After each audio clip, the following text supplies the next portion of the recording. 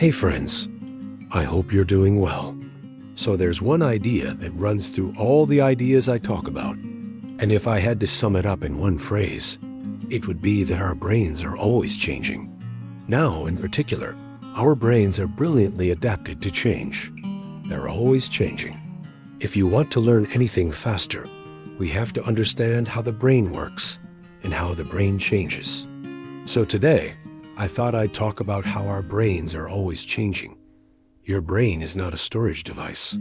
Your brain is not a computer. Your brain is literally a living, adapting network. It's like modeling clay that you can reshape any way you want. And that reshaping, the ability for your brain to adapt, is happening every single day of your life. Every time you learn anything new, physically change the structure of your brain. So the photo of you on your social media, it's not like a static photo. You know, it's more like a video that's constantly recording and updating with the thoughts you think, the words you speak, the actions you take. That's how your brain is always changing. And that process of your brain always changing is called neuroplasticity. Every time you walk the same path over and over, it becomes clearer, wider, easier to travel. And that's exactly what's happening in your brain. When you do the same thing over and over again, the neural pathways that represent those thoughts, those actions, those habits become stronger and stronger. Literally, the brain is reshaping itself. Now, here's the catch. Your brain has no idea whether these paths lead to flowers or weeds. It just does what it's designed to do. It's going to make the most used paths stronger. This is why your habits matter. This is why your environment matters. This is why your daily schedule matters. Neuroplasticity is not a vague woo-woo idea. It's one of the most well-established findings in neuroscience. Like all biological systems, the brain optimizes. It optimizes based on what you use it for. Let me put this another way. Your brain physically changes as you learn. It literally builds new neural pathways, strengthens connections, and literally rewires itself through a process called neuroplasticity. This continues throughout your entire life, not just during childhood. Neuroplasticity was once considered a youthful phenomenon, but now we know it's a lifelong process. So if your brain is always changing, then learning faster is not some mystical ability that only a few people have. It's literally just using your brain's natural abilities to your advantage. So let me quickly run through some of the ways to do that. First, struggle is a sign that you're learning. Whenever you learn anything new, your brain is building new connections. It's literally rerouting traffic. And whenever you struggle to remember something, you're literally strengthening that neural pathway. So if you're not struggling, you're probably not learning. This is why deliberate practice feels uncomfortable. You're forcing your brain to build new connections.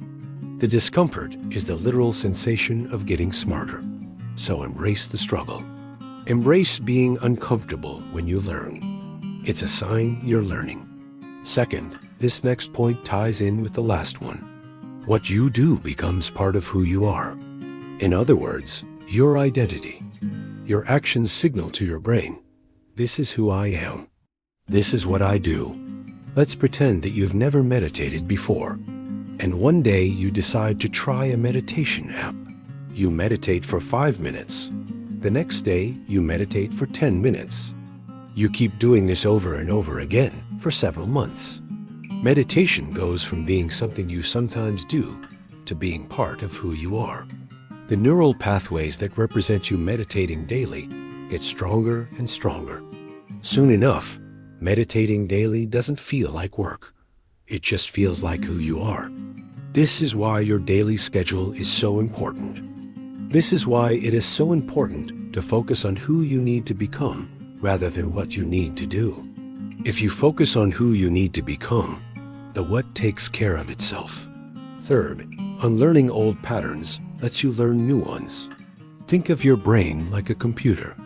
Before you can install new software, you have to uninstall the old stuff. This is why it's so hard to break old habits. This is why it's so hard to stop doing something you don't want to do. You have to unlearn the habit before you can learn the new one. Yes, there's cognitive dissonance. Yes, it's uncomfortable. But mostly, it is just that your brain has a highway to your old behavior and a dirt road to your new behavior. So break your old patterns. Stop doing the things you don't want to do. Focus on building new patterns that you do want to do. New paths are built not by fighting old paths, but by consistently taking the new ones. Fourth, pay attention. Attention is the gatekeeper of learning. Without focused attention, information doesn't become a memory. There's nothing wrong with you.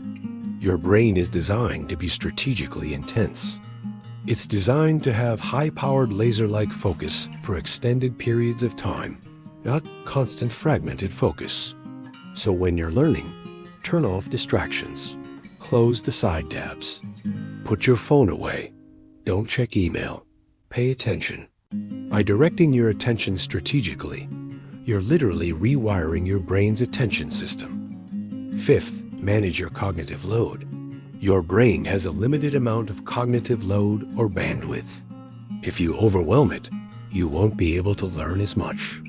If you highlight an entire page, for example, you're essentially telling your brain everything is equally important, and it's going to assume that nothing is very important. Instead, create a system that works with your brain's natural processing power. Break down massive amounts of information into smaller chunks. Make the cognitive load manageable. Then as you go through the material, highlight what's important, circle it, underline it. By doing this, you're literally telling your brain, this is important. Remember this. Build those neural pathways. Sixth, use cognitive offload. Think of your brain like a race car. A race car is useless without a pit crew. Your pit crew allows you to do your job better. This is why smart people use sticky notes and calendars, and task managers, and all kinds of other cognitive offload. Offloading frees your brain from remembering. It allows you to focus on processing, not just remembering. It gives you clear thinking. It gives you creative insights. It literally changes your brain. It gives you external hard drives. Seventh, leverage the forgetting curve. Our brains are incredible at forgetting. Every time you learn something new, there's an initial spike in your memory. Then the memory decays rapidly unless you review it. And then after a month, it's almost entirely forgotten unless you review it. The forgetting curve is inevitable. There's nothing you can do about it, but you can leverage it. Create a system of review intervals. 1 hour, 1 day, 1 week later, 3 months later, 1 year later. By doing this, you're essentially building up layers of concrete in the foundation of your memory. Each time you review, you're strengthening those neural pathways. This is one of the most powerful ways to learn anything faster. Eighth, work with your natural rhythms. Your brain operates on circadian rhythms, your daily master schedule. It also operates on ultradian rhythms, 90-minute cycles of focus. When you work with these rhythms, you allow learning to accelerate naturally, like a river flowing downstream, instead of fighting against the current. In the morning, your brain is primed for memory, specifically episodic memory. Late morning, your brain is primed for more analytical thinking and problem solving. In the afternoon, your brain is primed for creative problem solving. When you're slightly tired, creativity peaks in the evening. Your brain is primed for more strategic thinking and planning. So schedule the right kind of work for the right times of day. This is how you work with your natural rhythms. This is how you learn faster. Ninth, design your environment. Your environment shapes your behaviors more powerfully than intentions ever will. If you want to learn faster, design your environment so that good choices are easy and bad choices are hard. Make the good choice the only choice. This is how you create focus tunnels. This is how you learn faster. Remember, your environment is basically a physical version of your brain patterns. Change the environment, and you automatically change the patterns. 10th, Micro actions. Our brains hate big tasks, but love checking things off. So break your big tasks into smallest possible micro actions. This is the minimum viable progress. This is how you create identity loops. By consistently taking small actions, you send small signals to your brain. Your brain adapts to these signals, and before you know it, you've changed. This is how you rewire your brain's identity map. Finally, number 11, stack skills. Skill stacking allows you to learn faster than everyone else. When you're good at lots of different things, when you're irreplaceable, that's when you're going to learn the fastest. That's when you're going to be the most productive. So skill stack, be good at lots of different things. And when you're not working, let those skills blend together naturally.